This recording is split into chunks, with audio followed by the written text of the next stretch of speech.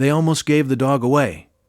They almost missed what she was trying to tell them. Pepper was 12 pounds and 6 years old, and had, in the entire time she had lived with the Hollister family, never jumped on furniture, not the couch, not the bed, not the kitchen chairs. It was one of the things they mentioned when describing her. She's very settled. She doesn't jump. It was the thing that made what started on a Wednesday night so difficult to explain. The crib was a hand-me-down. Cynthia's sister had used it for both of her boys, white spindle rails, solid, repainted once with a fresh coat of nursery-safe paint, before Cynthia's daughter Willa came home. The crib had been set up in the second bedroom of their rental apartment. The wall behind the crib backed onto the utility closet. Willa was 6 weeks old. On the first Wednesday, Cynthia was feeding Willa at 2 a.m. when she heard a sound from the nursery. She finished the feeding and went to check. Pepper was at the crib rail, front paws on the bottom bar, nose pressed through the spindles toward the mattress. She dropped down when Cynthia appeared and looked at her, and her small body was entirely focused. Not guilty, not startled. Focused. Cynthia put Willa in the crib.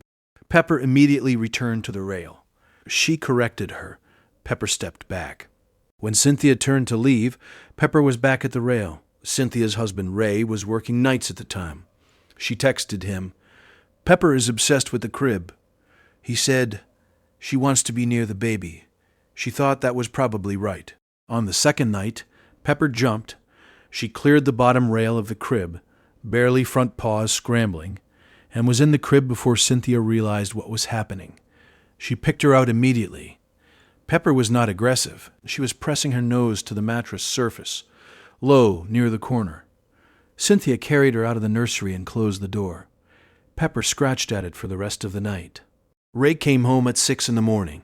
and found Pepper sitting outside the closed nursery door and Cynthia asleep on the couch, exhausted. He opened the nursery. Pepper went directly to the crib. He watched her for a minute. He could not explain what he was watching. If you stay for stories about what animals sense, before we do, you're in the right place. Subscribe so you don't miss the next one. It was Cynthia's mother who said it on the 4th day, sitting in the nursery watching Pepper push her nose through the crib spindles for the 3rd time that morning. She had been visiting from Cincinnati. She had grown up with a father who kept working dogs on a rural property. She understood animal behavior in a way that came not from training, but from watching. She said, "She's not trying to get to the baby, Cynthia. She's trying to get to that corner." They looked at the corner. The mattress fitting, the fabric lining where the mattress contacted the back crib wall. A small, dark discoloration along the seam, visible only when you moved the mattress back. Ray moved the mattress. Behind it, on the wall panel that backed onto the utility closet, a 12-inch section of black mold growth hidden beneath the crib in the gap between the mattress and the wall. Dense, the kind of growth that takes weeks or months to develop, the kind that produces mycotoxins, toxic compounds released into the air by active mold colonies, at concentrations that accumulate in the enclosed space of a crib where a 6-week-old infant spends 16 hours a day. Willa had been breathing in that space every night for 6 weeks. The public health inspector who responded to their call the following morning tested the air in the nursery and the mold colony itself. He identified it as Stachybotrys chartarum, black mold, one of the species with the highest mycotoxin output. He said that at the concentration he measured in the crib space, an infant with developing lungs and continuous exposure over the course of weeks would begin showing respiratory symptoms within 30 to 60 days. Willa was at day 42. He said, "You found this early.